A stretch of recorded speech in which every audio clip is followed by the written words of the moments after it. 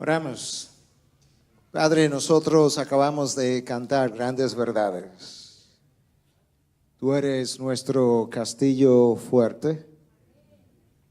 Por otro lado, hay 1000 demonios en contra de tu iglesia y ese es un número figurativo. ¿Quién sabe cuántos hay? También es cierto que el mundo odia tu palabra. Pero nosotros parados en la roca firme estamos. Nosotros damos gracias que nos has dejado saber quién gana. De hecho, quién ganó. Ahora lo que estamos viviendo es el resto de la historia. Pero en la cruz y luego 3 días después, dejando una tumba vacía, tú declaraste la victoria sobre el pecado y la muerte. Oh, ¿dónde está, oh muerte, tu victoria? ¿Dónde está, oh sepulcro, tu aguijón? Gracias a Cristo Jesús, nuestro Salvador y nuestra victoria y nuestra esperanza viva. Padre, ayúdanos ahora en este momento a entender un poco más el impacto de grandes enseñanzas de tu palabra. No solamente en el corazón de tu iglesia, sino también en el corazón de la sociedad misma. Te lo pedimos para la gloria de tu Hijo, en quien nosotros oramos. Amén. Amén.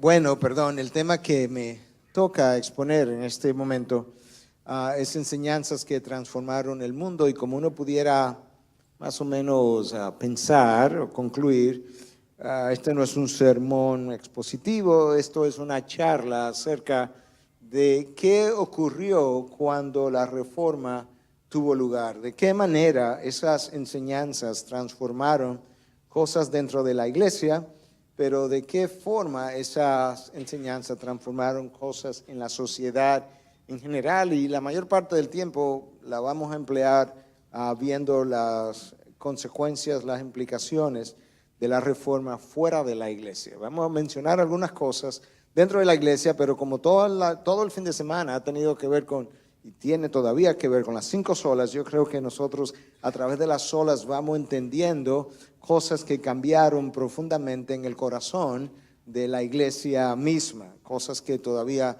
la iglesia de Roma no acaba de abrazar de la manera como la reforma la proclamó. Entonces ahora lo que vamos a hacer es justamente eso, poder dar algunas pinceladas, porque esto pudiera ser un curso de múltiples horas acerca de las consecuencias de este movimiento, quizá el movimiento más transformador de la ortodoxia cristiana en 2000 años de historia, si pudiéramos dejar a un lado el primer siglo, cuando las bases fueran establecidas. Hay una frase que nos ayuda a ver en qué momento histórico llegó la reforma. Y esa frase ha sido acuñada y es esta: post tenebras, luz. Después de las tinieblas, luz, o después de la oscuridad, luz. En otras palabras, la luz vino cuando estos reformadores comenzaron a proclamar la verdad de Dios. Pero lo que había antecedido a ese movimiento era un periodo largo de oscuridad. La sociedad misma había caído en un periodo de oscuridad donde hubo poco progreso por un espacio de 10 siglos, pero en gran medida la iglesia acompañó a la sociedad en dicha oscuridad, y durante todo ese tiempo el evangelio quedó oculto. Una vez más tenemos que decir, si hay algo que la reforma supo hacer bien, fue proclamar el evangelio, sacarlo de debajo, si pudiéramos decir, de aquella superficie donde mucha gente lo había ocultado, y poderlo poner frente a la gente que experimentó entonces el poder del evangelio. De manera que pudiéramos decir que la reforma redescubre el evangelio en ese sentido. No lo crea, no lo inventa, pero había estado como engavetado, y la reforma lo trae a la luz. Yo decía esta mañana, por algunos de ustedes que no estuvieron aquí, que no es lo mismo hablar de un avivamiento que de una reforma. La reforma fue un avivamiento, pero fue más allá del avivamiento. A lo largo de los siglos los avivamientos han venido, algunos más duraderos, otros menos duraderos, algunos de corta duración, 6 meses, 1 año en una comunidad, pero luego, pasado el avivamiento, como que no ha habido gran transformación en la comunidad o en la sociedad a su alrededor. Pero cuando hay una verdadera reforma, el impacto de ese avivamiento entonces es duradero. Y la reforma es quizás el más grande avivamiento reforma que se haya podido dar a lo largo de la historia. Y eso nos da a nosotros una idea entonces de que ciertamente esto no fue cualquier movimiento. Dentro de la iglesia, cosas que sufrieron transformación, además de la que ya hemos venido compartiendo, la adoración cambió completamente. Ahora, una vez más, la adoración podría ser dioscéntrica. La adoración comenzaba a tener elementos nuevos, entre ellos que la gente pudiera cantar en su propio lenguaje, en la lengua vernacular, la lengua del pueblo. Y la adoración comienza a adquirir otra dimensión. Es increíble ver cómo las catedrales fueron construidas para reflejar la majestuosidad de Dios. Cuando tú entras a uno de estos edificios, tú te quedas como que hay un sentido de grandeza sin que nadie esté hablando. Los arquitectos entendieron perfectamente bien cuál era lo que estaban tratando de transmitir. Y sin embargo, aquello que había sido plasmado en piedras y rocas no podía ser transmitido a través de lo que era la proclamación de la palabra. La reforma cambió eso.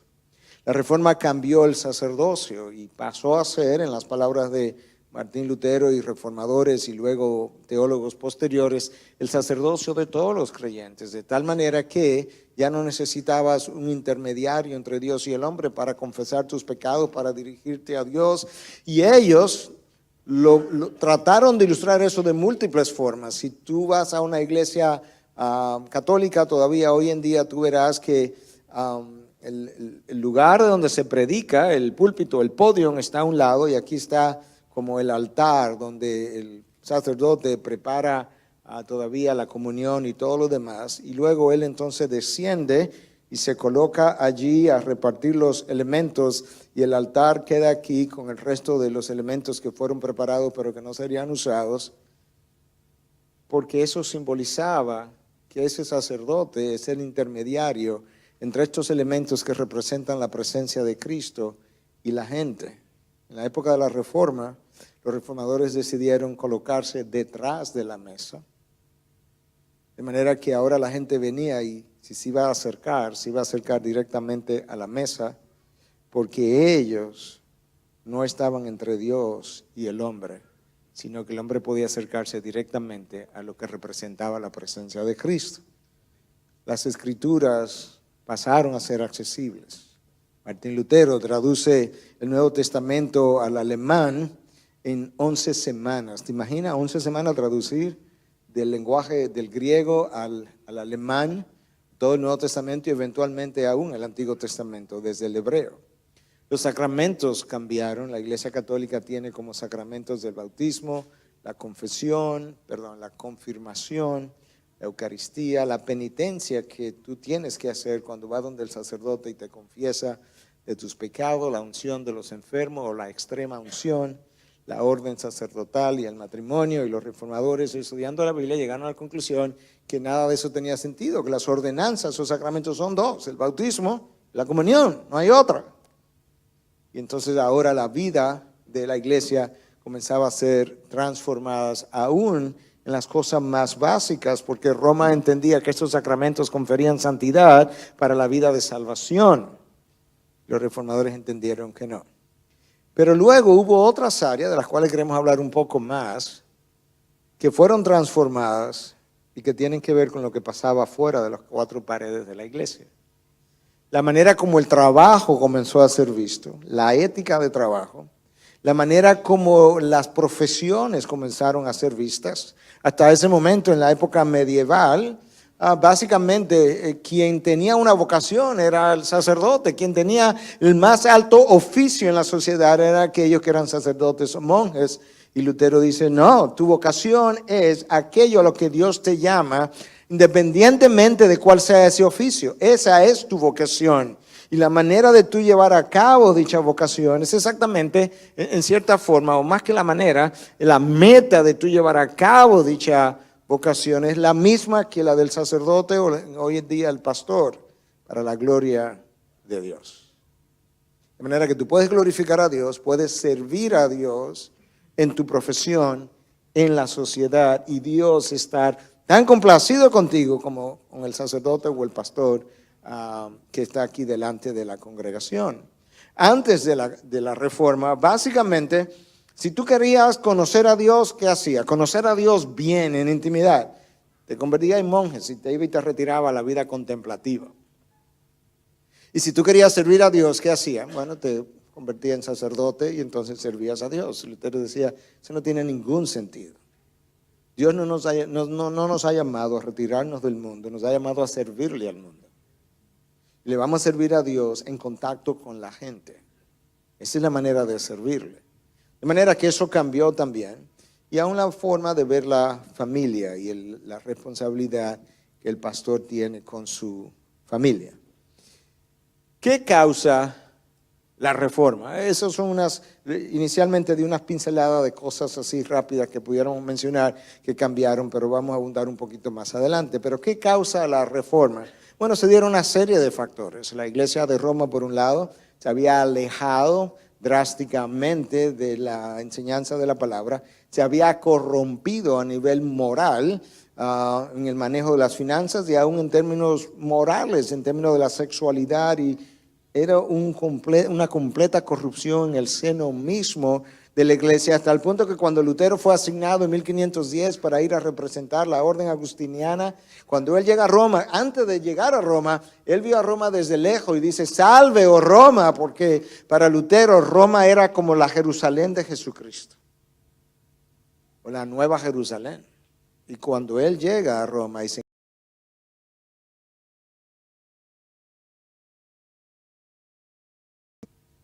pero en los siglos 1, 2 o 3 siglos anterior a la Reforma, siglo 13, 14, 15 o 14, 15, 16, dependiendo de quien usted lea, se produce un movimiento conocido como el Renacimiento, donde el hombre adquiere una dimensión extraordinaria hasta el punto que las figuras que se esculpían adquieren un tamaño mucho mayor, porque ahora el hombre estaba en el centro y hay un deseo de volver a las fuentes clásicas, a estudiar de nuevo los clásicos de la literatura griega, los clásicos de la literatura latina. Y entonces la frase que acuñó o que resumió, que era lo que se estaba tratando de hacer, es esta: ad fontes, a las fuentes.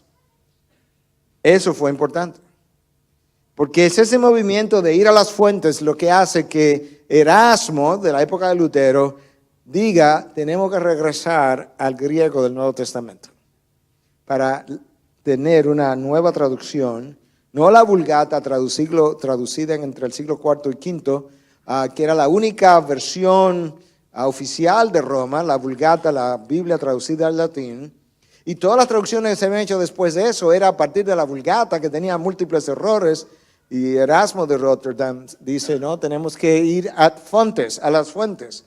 Entonces se comienza a traducir la Biblia a partir de los lenguajes originales. Eso fue capital para la Reforma. Y eso es lo que Lutero termina haciendo, traducir la Biblia justamente desde el griego y desde el hebreo. Entonces, cuando los historiadores piensan en qué movió la Reforma, hablan de dos principios que ya han sido mencionados. El principio material, la materia, la esencia, contra lo que Lutero protestó, la venta de las indulgencias. Entonces la esencia, el principio material fue la justificación por la fe. No a través del sacerdote, no a través de la veneración de las reliquias, no a través del pago de dinero, la justificación por la fe. Pero había que cambiar todo lo que ya había sido establecido, entonces había que basarse en otro principio, el principio formal, la forma, ¿cómo le vamos a hacer? Entonces ese principio es sola escritura. Volvemos a sola escritura para regularlo todo, revisarlo todo, cambiarlo todo, pero la razón primera fue la justificación por la fe. Entonces, ¿qué es lo que la reforma provee? ¿Qué es la diferencia entre los países europeos, Norteamérica, que fueron desarrollados como han sido desarrollados, y Latinoamérica, donde nosotros estamos? ¿Por qué nosotros no tenemos los progresos educacionales, científicos que aquellas naciones sí tuvieron por años? Se debe a la reforma. La reforma proveyó una nueva cosmovisión para la humanidad. Una nueva manera de ver el mundo, de ver la sociedad, de ver el trabajo, de ver la ética de trabajo. De manera que la reforma no fue simplemente un movimiento religioso, aunque comenzó así. Fue un movimiento que tuvo un alcance social, político, religioso primero, sin lugar a dudas, ahí comienza. Pero la reforma comienza a ver toda la vida del hombre bajo Dios. A Dios le rendimos cuentas de todo lo que hacemos, de cómo hacemos negocio, cómo vendemos, cómo compramos, de cómo servimos al hombre. Y esa cosmovisión Latinoamérica no la tiene. Definitivamente, cuando yo voy a hablar de mi país porque es el que mejor conozco en cierta manera, y puedo hablar de Estados Unidos, donde viví 15 años, pero aún la ética de servicio al cliente, si tú comparas lo que Estados Unidos tiene como servicio al cliente o servicio al hombre versus el servicio al cliente que nosotros tenemos en República Dominicana, es del cielo a la tierra la diferencia. Y nosotros pensamos que simplemente educación, no, esto tiene toda una cosmovisión en su historia.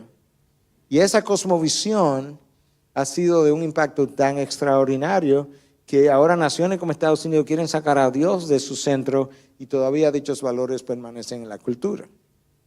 El trabajo ahora, como yo mencioné, era visto como una vocación dada por Dios. El ingeniero, el plomero, el pintor, el que barre la calle, el zapatero, eso es una vocación dada por Dios y tenía un propósito en Dios para que tú pudieras hacerlo. De manera que todo trabajo debe y puede ser hecho para la gloria de Dios.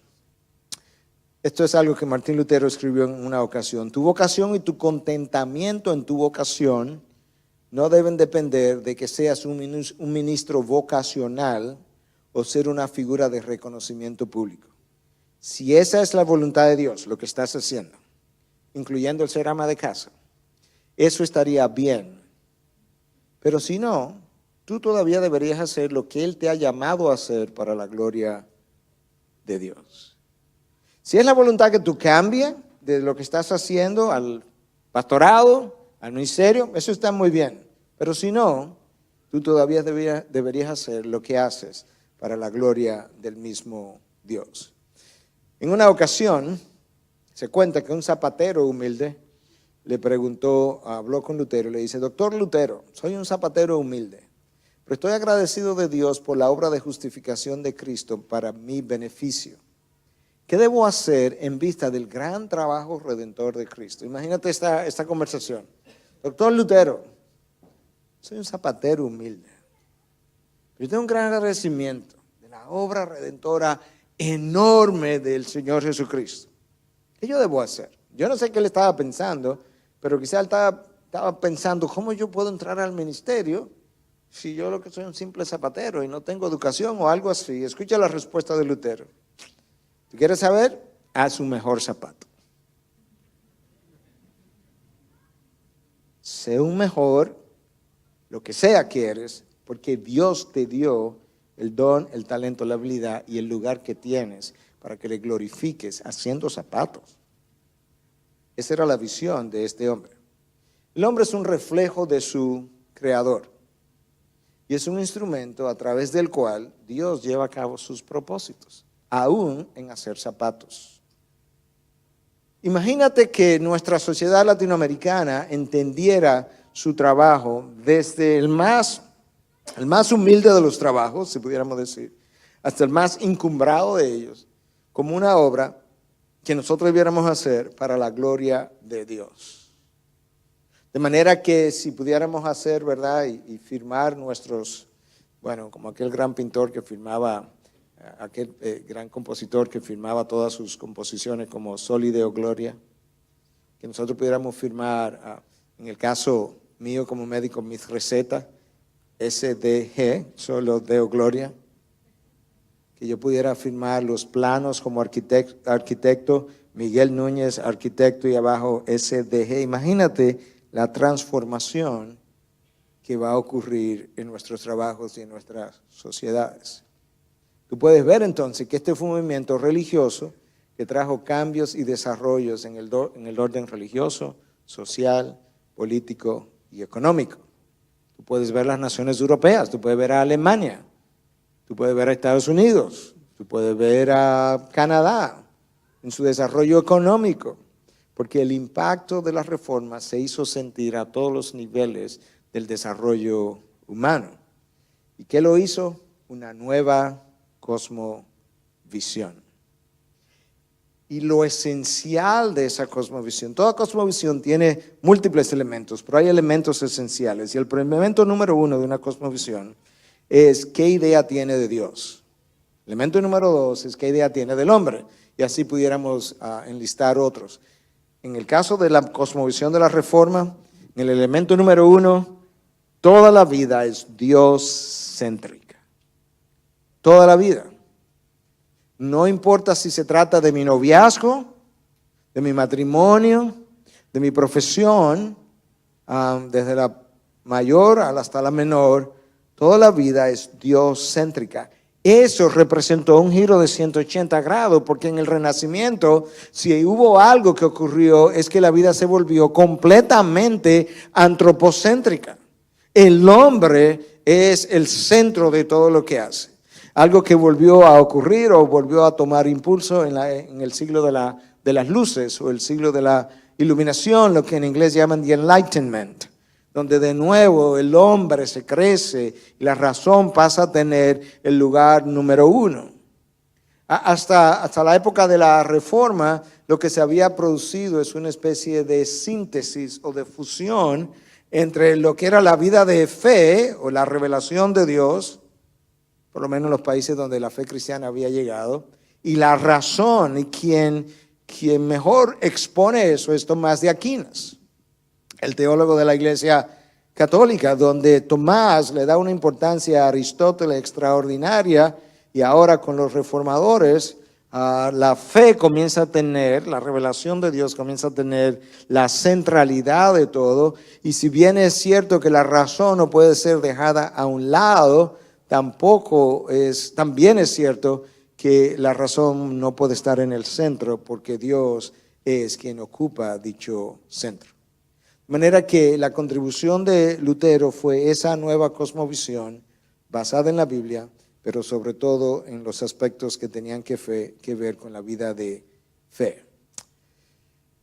En los años posteriores a Lutero, entonces vinieron otros reformadores. En los años anteriores y en los años junto con Lutero hubo también reformadores. Estaba Zwingli junto con Lutero predicando. Calvino era básicamente contemporáneo con Lutero, aunque Lutero muere primero. Pero luego vinieron otros que continuaron el trabajo y continuaron propagando esta cosmovisión de la que estamos hablando. Entonces alguien lo resumía de esta manera: el desarrollo de una nueva visión cristiana, escucha, de la cultura, del orden político y de la relación de la iglesia con el Estado, basado en la soberanía de Dios en todos los aspectos de la vida en esta tierra. Eso es lo que tú pudieras mencionar, que resumía lo que Calvino definía como el teatro donde Dios quería desplegar su gloria. Si Calvino supo hacer algo bien, fue justamente hablar de dos cosas. Número uno, cómo esta vida completa era como un teatro y Dios era como el director de la obra.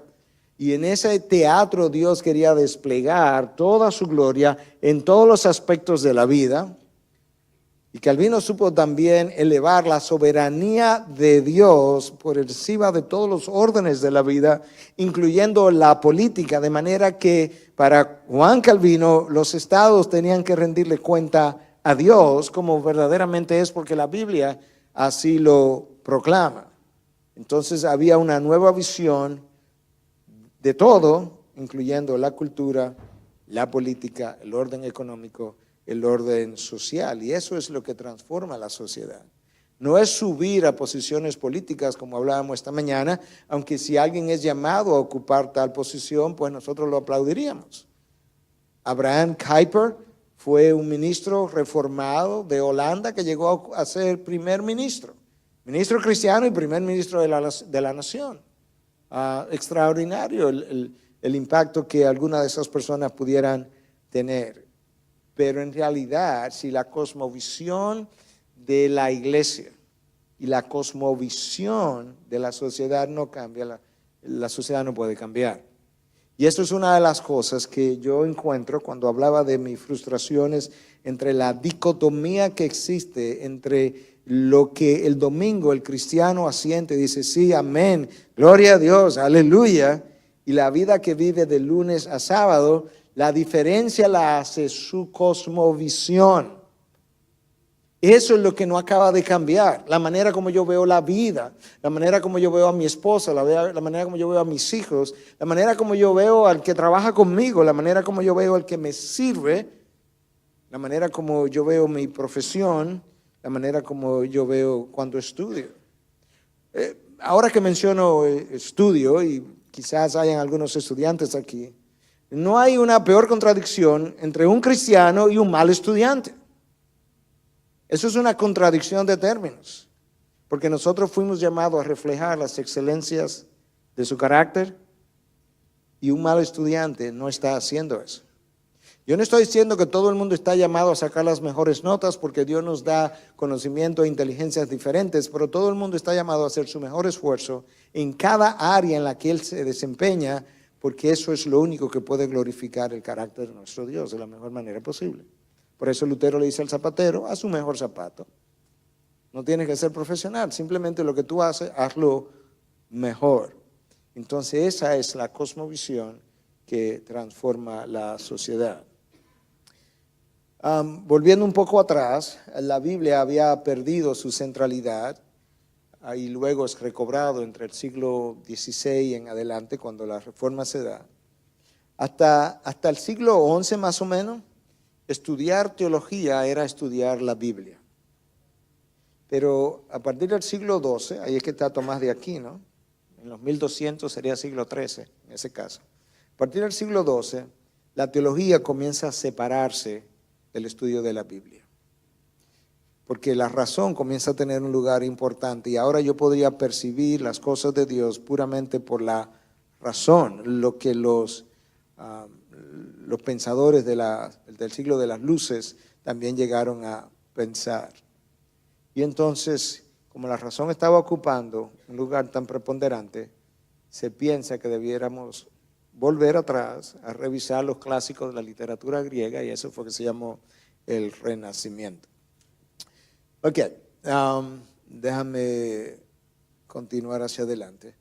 Entonces, Martín Lutero, yo no quiero volver a repetirme en términos de la historia que hice de Lutero el primer día, pero Martín Lutero se siente alarmado por lo que Roma está enseñando, por las ventas de las indulgencias, comienza este movimiento, clava la 95 tesis protestando, y entonces Lutero comienza a traer la Biblia a la centralidad de la iglesia y eventualmente a la centralidad de la sociedad. Y es por eso, esta parte sí la voy a repetir a propósito, y es por eso que cuando él es confrontado en la dieta de Worms o la asamblea de Worms, Lutero dice, a menos que yo sea persuadido por el convencimiento, por el testimonio de las Escrituras o por el más claro razonamiento, te das cuenta que Lutero no deja la razón afuera, pero en ese orden. A menos que ya sea convencido por el testimonio de las Escrituras o por el más claro razonamiento, pero sin dejar las Escrituras a un lado, a menos que yo sea convencido, persuadido por medio de los pasajes que he citado, y a menos que mi conciencia sea sometida de esta manera por la palabra de Dios, no puedo retractarme y no lo haré, porque es peligroso para un cristiano el hablar en contra de su conciencia. Hay diferentes traducciones de lo que Lutero dijo, pero todas suenan más o menos igual. Y él termina diciendo, me mantengo firme, no puedo hacer otra cosa, que Dios me ayude. Amén.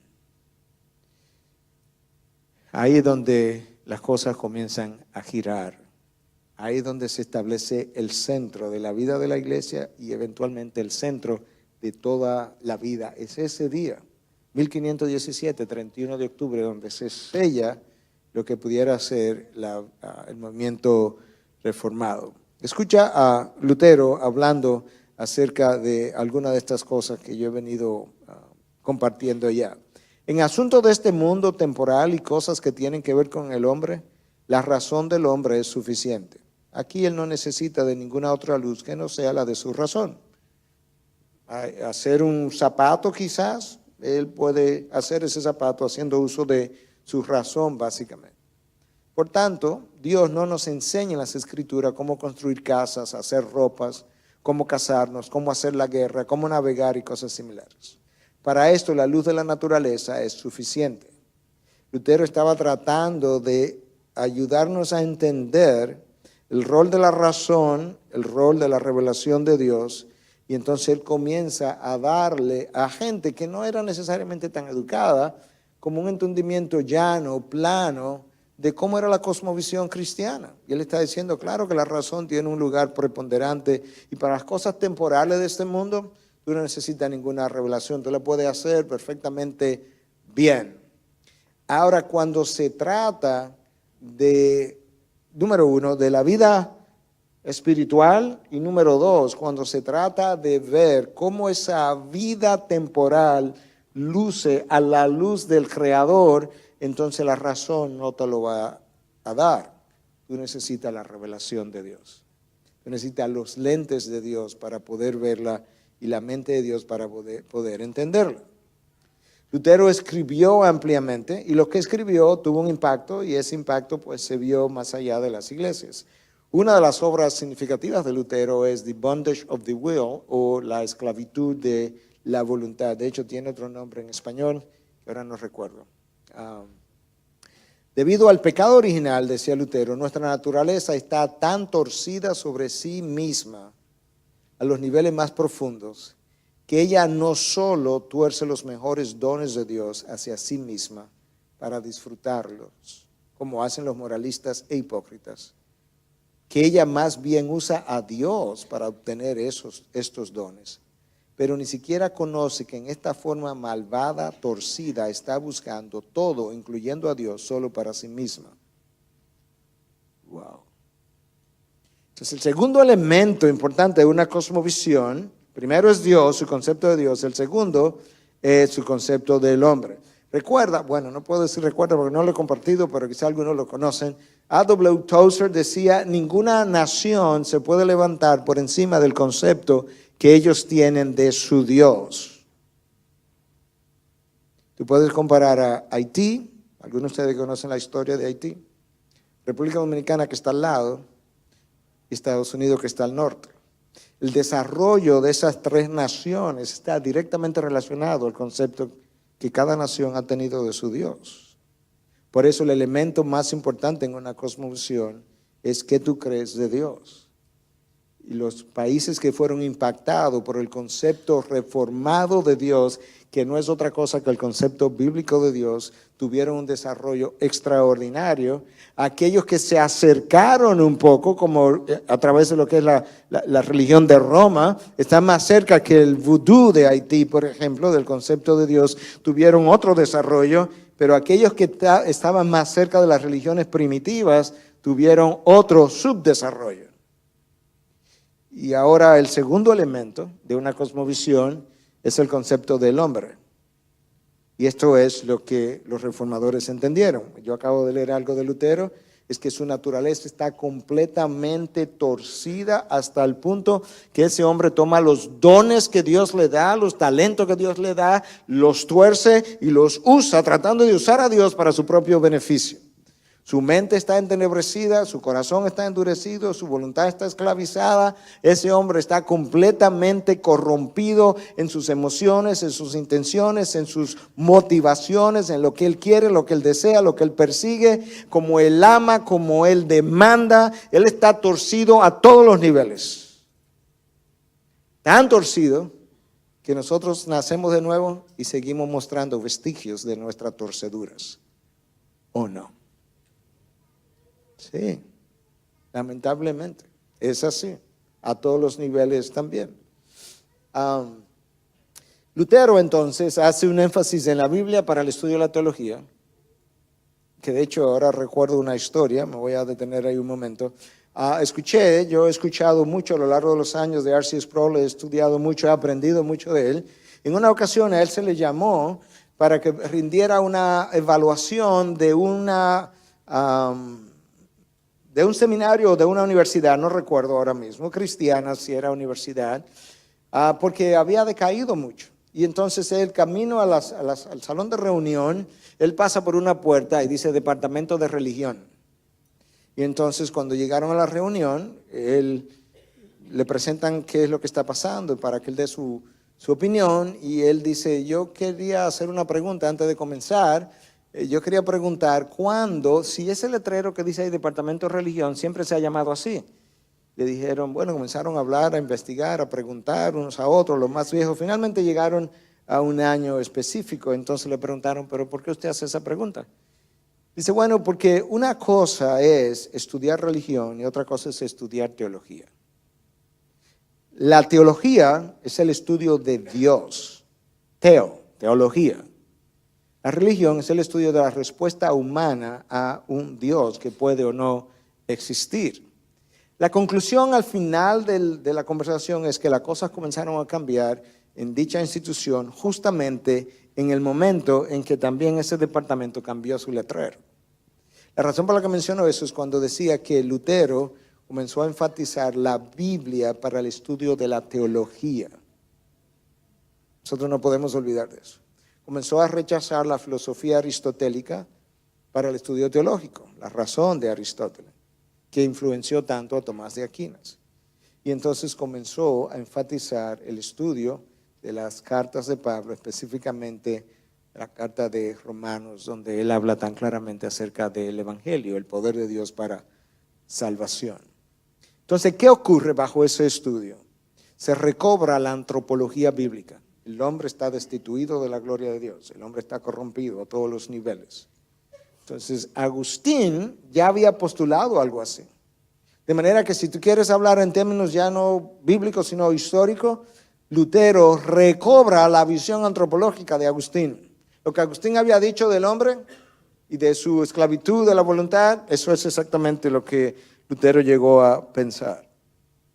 En ese momento se levanta un opositor, Erasmo de Rotterdam, un humanista, que tradujo la Biblia del lenguaje original, ya no de la Vulgata, sino que creó, un texto griego de la Biblia del Nuevo Testamento y que sirvió para muchas de las traducciones futuras. Entonces, Erasmo entendía o hablaba de la libertad de la voluntad del hombre. Cuando tú oyes acerca de la elección de Dios, la predestinación y los choques que existen entre la concepción reformada de la salvación y la concepción armeniana o no reformada de la salvación, el meollo del asunto está en un solo punto. Si ese punto no es entendido de la misma manera, ya el resto de la construcción se cayó, y es si la voluntad del hombre es libre o es esclava del pecado. Ahí donde está, literalmente. Erasmo, como humanista, decía la voluntad está libre. Lutero, en The Bondage of the Will, la esclavitud de la voluntad, decía la voluntad, de acuerdo a la palabra de Dios, no está libre. Y en ocasiones entonces Lutero le escribía a Erasmo y le decía, Erasmo, tú tienes un concepto de Dios tan bajo que yo no sé por qué me molesto en hablar contigo. Hablar contigo, en esa época se hablaba de forma muy directa y a veces de forma que podrían sonar ofensivas hoy en día, pero Lutero decía, hablar contigo es como poner estiércol en una bandeja de plata.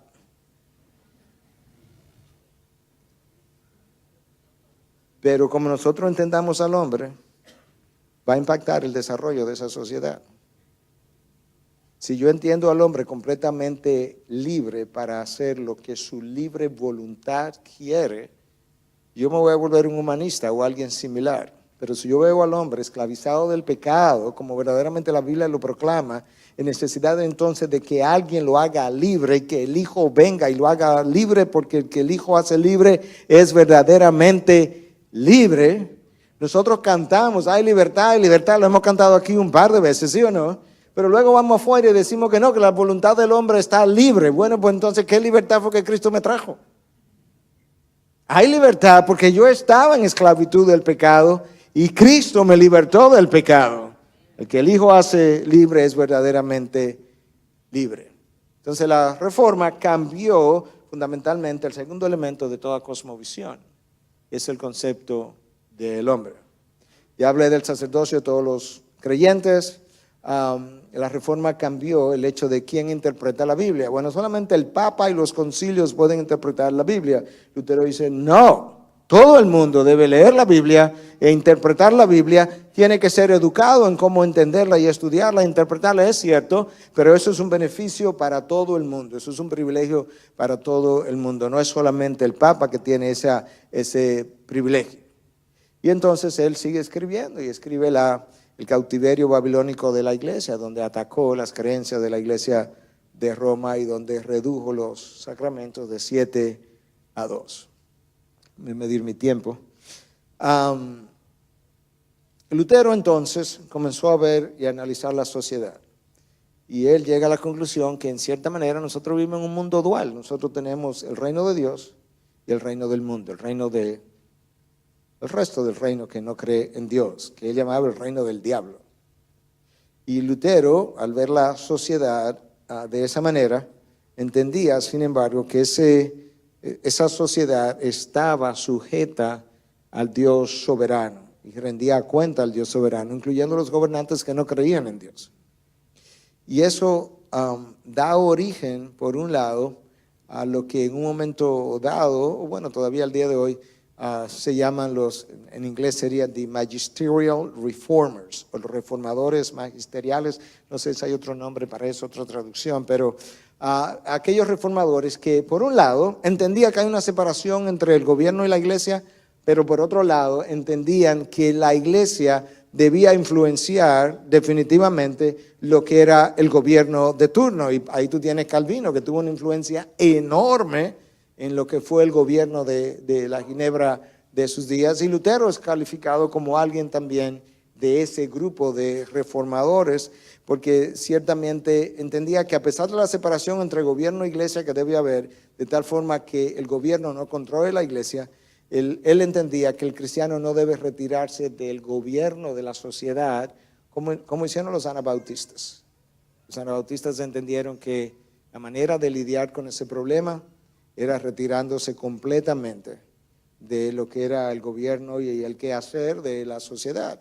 Lo mismo pasó con el movimiento fundamentalista del final de los siglos, del año 1800 a principios de los 1900, el movimiento fundamentalista, cuando vio crecer la influencia de la sociedad secular y toda la alta crítica en contra de la iglesia, se retiró y comenzó a fundar sus propias universidades, sus propios colegios, sus propias fundaciones, y le dejaron la sociedad al hombre secular. La sociedad no tenía luz, la sociedad no tenía sal. ¿Qué pasó? Se quedó en manos de aquellos que no tienen conocimiento. Entonces, todos los llamados magisterial reformers o reformadores magisteriales que entendían que debía haber una influencia de la iglesia, de la enseñanza cristiana sobre los gobiernos, estaban al mismo tiempo a favor de la separación de la iglesia y el Estado, pero que debía haber una cierta cooperación. La manera como ellos lo entendían es la manera como muchos de nosotros lo entendemos, que es que separación de gobierno e iglesia no implica separación de gobierno y Dios. Son dos cosas muy distintas. La iglesia y el gobierno deben estar separadas, pero el gobierno no puede estar separado de Dios porque le rinde cuenta a Dios. Él es un siervo de Dios. De hecho, Dios dice en su palabra, cuando habla de Nabucodonosor o de Ciro, dice: Ciro, mi siervo. Nabucodonosor, mi siervo. De Faraón, que dice: para esto te he levantado, yo te levanté, Faraón, para mostrar mi poder sobre toda la tierra. Entonces luego, estoy midiendo mi tiempo otra vez, Juan Calvino viene más o menos en la misma época, pero lleva el pensamiento reformado un poco más allá y crea una visión mucho más extensa de la sociedad, de la política, de la economía, del desarrollo de la sociedad, y publica su obra cumbre, Los Institutos de la Religión Cristiana, que tuvo varias ediciones. Su última edición fue en 1559. Y esto es como los institutos de la religión cristiana comienzan. El pastor Salvador Gómez aludió tangencialmente y brevemente esta mañana, pero yo sé que se estaba refiriendo a esto. Esto es como comienza esta obra cumbre de Calvino. Casi toda la sabiduría que poseemos, esto es, la verdadera y sólida sabiduría, casi toda la verdadera sabiduría, consiste de dos partes: el conocimiento de Dios y de nosotros mismos. Ahí están los dos elementos fundamentales, primarios de una cosmovisión. De nuevo, es cierto, dice Calvino, que el hombre nunca alcanza un conocimiento claro de sí mismo, a menos que él haya primero mirado el rostro de Dios y entonces desciende de contemplarlo a él a escrutinizarse a sí mismo. Eso es como comienza su obra cumbre. Si tú verdaderamente quieres sabiduría para vivir en este mundo, tú tienes que comenzar primero allá arriba, conociendo a Dios. Luego tú desciendes después de haber contemplado a Dios para mirarte a ti mismo, escrutinizarte a ti mismo, y luego tú llegas a ver cuán depravado tú eres. Isaías. Cuando Isaías se encumbró, o Dios lo encumbró a ver este Dios alto y sublime, cuyas olas llenaban el templo, majestuoso, inmediatamente él sabía quién él era, sin que nadie se lo explicara. Ay de mí que estoy muerto. Entonces Calvino, brillante, fue uno de esos reformadores que centró la vida en Dios, la Biblia en el centro de la vida de la iglesia, pero ellos no se olvidaron de la razón, pero la subordinaron al testimonio que Dios da de sí mismo. De manera que eso es como Calvino entendía que tú y yo debiéramos comenzar, entendiendo o estudiando a Dios para luego entendernos nosotros. La teología de Calvino se puede resumir en una frase: la soberanía de Dios sobre tu matrimonio, sobre el gobierno, sobre los profesionales de la sociedad, sobre todo lo que tú quieras. La soberanía de Dios sobre la creación. Nadie quizás haya encumbrado mejor la soberanía de Dios que este hombre. Calvino hizo un mayor énfasis, no exclusivamente él, pero él hizo un énfasis primario temprano también, en que la salvación es un monergismo. Viene de Dios, no un sinergismo. Y explicaba claramente por qué no, porque el hombre está muerto en delitos y pecados, porque él no ve, no siente, no entiende. Pablo dice que las cosas espirituales se entienden por medio del Espíritu, y el hombre natural no tiene el Espíritu. Él oye un sermón, pero él no lo entiende. Él lee la Biblia y no la entiende, y no la puede entender, dice Pablo en 1 Corintios. ¿Por qué? Porque ellas se disciernen por medio del Espíritu y él no tiene el Espíritu. Entonces Dios es quien trae al hombre la salvación. Y en cuanto al hombre, entonces, el segundo elemento de la cosmovisión, la depravación total, es uno de los principios, uno de los entendimientos principales de esa teología de Calvino. Mira cómo Calvino dice esto en sus Institutos de la Religión Cristiana: esta perversidad nunca cesa en nosotros, sino que continuamente produce nuevos frutos, las obras de la carne que ya hemos descrito. Justo como el horno ardiente que produce llamas y chispas, o el agua que incesantemente brota de un manantial.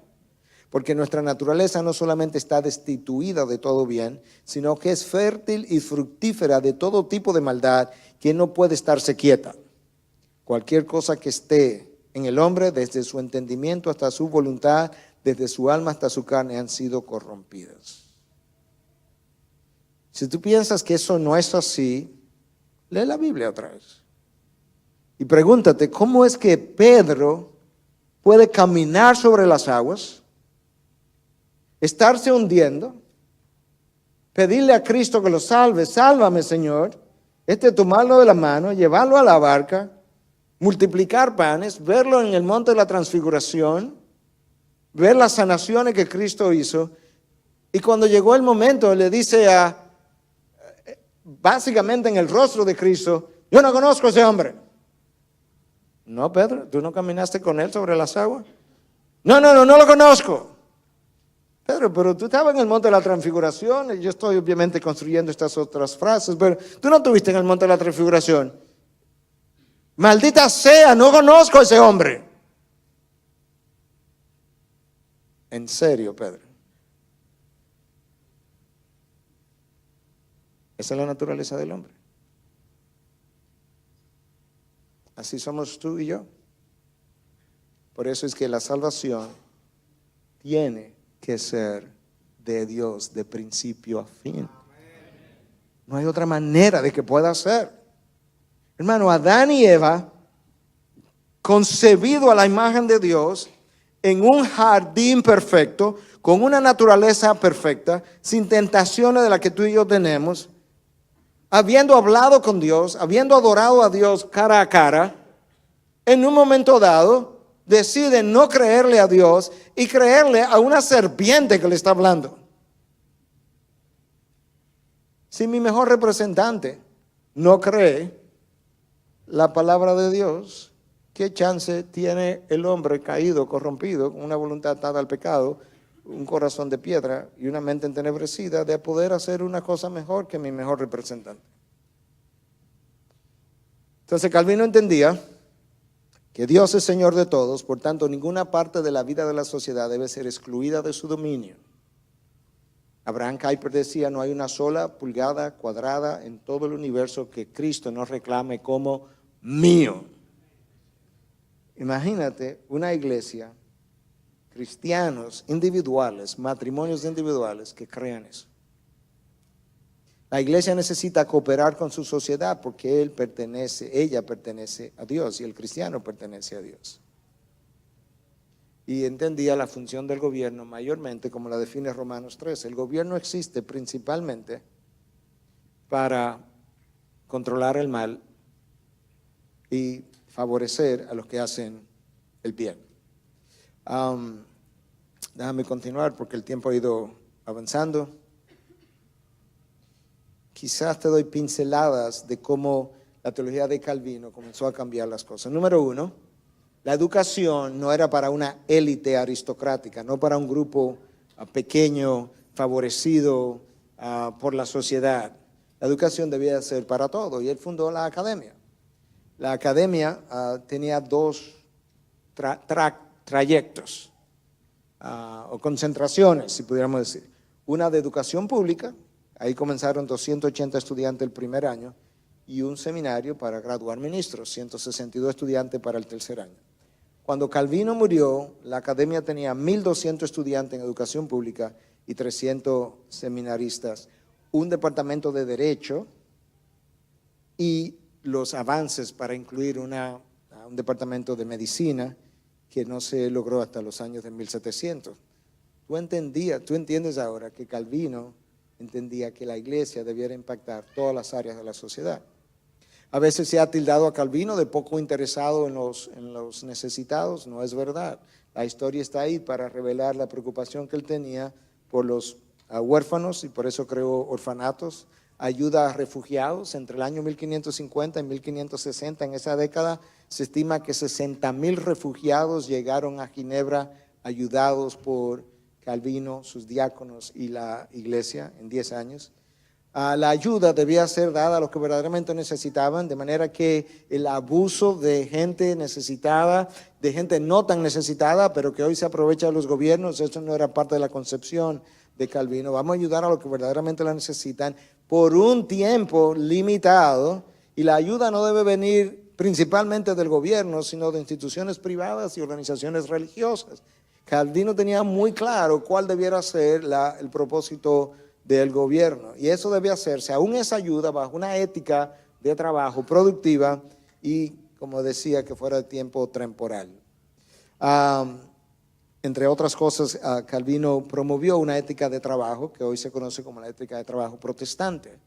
Algunos han escrito, Weber escribe acerca de cómo la ética de trabajo de Calvino es la culpable del capitalismo de hoy en día. Y bueno, sin lugar a dudas, el capitalismo tiene como base el respeto a la propiedad privada, el trabajo arduo, el trabajo honesto y la posibilidad de tener ganancias en lo que tú haces como trabajo. Sí, Calvino apoyó todo eso, pero apoyar eso no es lo mismo que decir que el sistema capitalista corrupto, como nosotros lo conocemos hoy, tiene detrás la teología de Juan Calvino, porque hay muchas de las otras cosas de su teología que están carentes en ese capitalismo corrompido. Pero ciertamente la palabra de Dios habla de gente trabajadora y gente vaga. Lo ilustra incluso y usa la hormiga de cómo trabaja, de cómo guarda. Habla de gente que recibió 5 talentos, 2 talentos, 1 talento, cómo el de 5 devolvió 10, 2 devolvió 4 y uno que no devolvió nada, y cómo uno es bendecido y el otro no. Dios reconoce la responsabilidad y la irresponsabilidad humana, y eso creó una ética de trabajo que influenció a Europa y influenció a Norteamérica, y por eso tienen el desarrollo que tienen. La iglesia debía estar libre de influencias externas como el gobierno, como pasó con Roma, y de jerarquías. La iglesia debiera mantenerse libre. Y ese gobierno no debiera ser monárquico, no debe haber un jefe de gobierno que lo decide todo de manera unilateral. De manera que el gobierno debiera procurar el bien común de todos y guiar al pueblo en la justicia, reconociendo que los ministros están sujetos a Dios y rinden cuenta a Dios. La política debiera ser descentralizada, de manera que antes de una ley convertirse en ley, esa es la propuesta de Calvino, debieran haber, y creo que Ginebra sí lo hizo, 2 concilios que revisen la ley, que la examinen, que la cuestionen. Quizás hoy la forma de nosotros ver eso es con los senadores y los diputados. Muchas de estas cosas tienen raíces en la manera como un reformador concibió el gobierno para la sociedad. Todas las profesiones son una vocación, como ya mencionamos, Lutero habló de eso. El mercado libre y las ganancias, ya hablamos de eso. Mira algo que te da una idea de cómo se desarrolló Ginebra bajo la cosmovisión de Calvino. 1536, en Ginebra habían 50 comerciantes, 3 casas publicadoras o printers, dicen en inglés, y unos pocos nobles, por así decirlo. 1550 ya habían 180 comerciantes, 113 casas publicadoras y 70 refugiados que habían comenzado a ganar influencia en la sociedad. Para ir terminando, Calvino entendió que la música, él creyó mucho en cantar los salmos, pero había que cantarlo en el lenguaje del pueblo, en la lengua vernacular, porque si el pueblo no entiende, hasta los años 1950 se hacía la misa en latín. Ese no es el lenguaje del pueblo. Vamos a cantar de una manera que el pueblo entienda lo que está cantando. Y Calvino entendió algo que la iglesia hoy en día tiene que entender, es el poder de las ideas publicadas. De manera que él insistió en que Ginebra, con su apoyo, debía constituirse en un gran centro de publicación y de distribución de literatura. Y nosotros cambiamos, Dios cambia, pero nosotros en términos humanos cambiamos las sociedades cuando las ideas son divulgadas. ¿Por qué la sociedad está tan cambiada en términos torcidos hoy en día? Porque el mundo secular ha hecho uso de todos los medios posibles para difundir sus ideas y nosotros no. Por eso es que nosotros tenemos que hacernos cargo de las redes, por así decirlo, e invadir las redes sociales para publicar nuestras ideas, que no son nuestras, son las ideas de Dios, porque hay un poder de las ideas que son publicadas cuando éstas llegan hasta la mente del hombre y transforma su forma de pensar. El tiempo se me ha terminado, consumí ya a la hora más o menos que tenía a disposición, pero yo creo que eso le da un panorama amplio de algunos de los cambios que la Reforma logró dentro del corazón de la iglesia, pero también en la sociedad. Pero recuerda, para resumir todo esto, lo que logra el cambio es poder tener a Dios en el centro de esa cosmovisión como soberano sobre cada área de la vida y al hombre destituido, corrompido, depravado si tú quieres, que necesita de ese Dios para obtener salvación y que necesita de ese Dios para dirigir su camino, para el desarrollo de su propia sociedad. Todo lo demás dependerá de esas dos ideas. De manera que nosotros tenemos que volver como iglesia hoy en día a exaltar a nuestro Dios, la figura de nuestro Dios, ponerla bien alto, bien en el centro y recordarnos a nosotros mismos de dónde hemos venido, quiénes somos, quiénes continuamos siendo, de tal forma que quede claro todo el tiempo quién es creador, quién es criatura, y no solamente quién es criatura destituida de su gloria, que necesita todo el tiempo de Dios para poderle aún glorificar de la manera que Él merece. Padre, gracias. Gracias por los que fueron delante de nosotros. Gracias por aquellos que contribuyeron a cambiar la iglesia que hoy nosotros heredamos, pero que muchos nunca tuvieron. Gracias por darnos una iglesia en medio de un tiempo cuando la luz ha regresado. Mira, Dios, que hoy se habla de otra frase que dice, después de la luz, oscuridad. Como después que la reforma iluminó el mundo con la luz de Cristo, como ahora la iglesia ha vuelto a entrar en oscuridad. Yo te pido, oh Dios, en el nombre de tu Hijo Jesús y para su gloria, que tú cambie el futuro de Latinoamérica, que todavía está en penumbras, y que nosotros podamos ver la luz del Evangelio de Cristo para la gloria del Hijo tuyo, Dios, en cuyo nombre oramos. Amén.